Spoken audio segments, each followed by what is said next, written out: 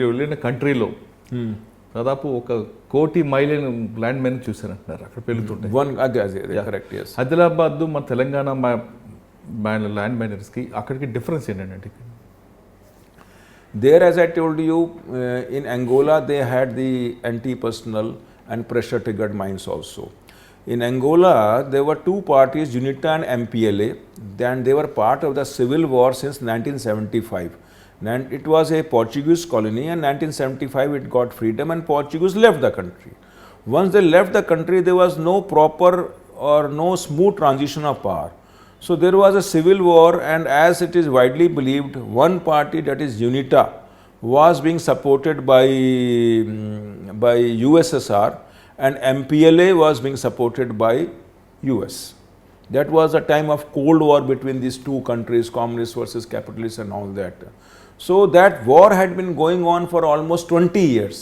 So finally, sometimes around 1990, the United Nations intervened, and they brought these warring parties to the table, and they said, okay, let us have an agreement, a peace agreement, by which we will ensure that the peace is established, disarmament takes place, all your forces are, disbanded, and they become part of the regular police force or the army of the country, and in a phased manner, and United Nations will oversee. That is how this mission, United Nations Angola verification mission, came about.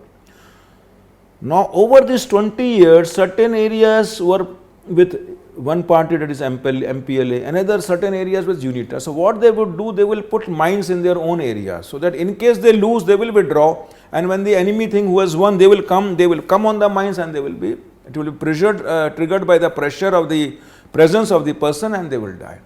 Due to which I used to find that large number of young men, their vehicles, their legs have been blown. A very large number. Almost, it will be difficult for me to give an approximation, but I think at least 15% of the young men at that point of time in Angola were without legs. You will find so many handicapped people moving on calipers and support systems. So that was it was a very difficult thing. You had to be very, very careful. I was relatively lucky in the sense, or fortunate in the sense, that I was in the headquarters. Whereas many of my colleagues who were in the field, who were in regional quarters or what were called team sites, and they were part of the United Nations police observers or police monitors in the field, they were more vulnerable to the risk of being caught by landmines. For me, of course, one issue was there on a somewhat personal level, that I am a vegetarian. And Angola is a country with a long coastline. So the seafood in terms of prawns, shrimps, lobsters, crabs and all that was available in abundance, and vegetables were very scarce. So there were just 4 vegetarians amongst almost 2,000 people, and every weekend we had to go to a place 40 kilometers away, where something equivalent to our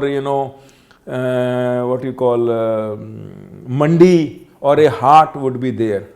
So we'll go there and purchase vegetables for a week. Many a time what will happen, because the civil war was still going on, though United Nations we were part of the United Nations, we were trying to see that things settle down. That road would also get mined again, and we'll get a advisory from what was called MAG, Mine Action Group, of another component of United Nations, will say it is no more advisable to travel on the road because we have information it has again been mined. So on those weekends we will not even get vegetables, so we had to survive on raw bananas and raw papayas. So that was interesting. Of course, we were young people, so we could rough it out. Okay. For more videos, subscribe to iDream. And loads of fun entertainment and content, do watch iDreams. Do subscribe iDream Media. దయచేసి iDreams మీరు subscribe చేయాల్సిందిగా నేను కోరుతున్నాను. I am Dr. Nayak, DT Nayak. For more videos, please subscribe to iDream. Please subscribe iDream News. Please subscribe iDream. Please subscribe iDreams. మీరు చూస్తున్నారు iDream News.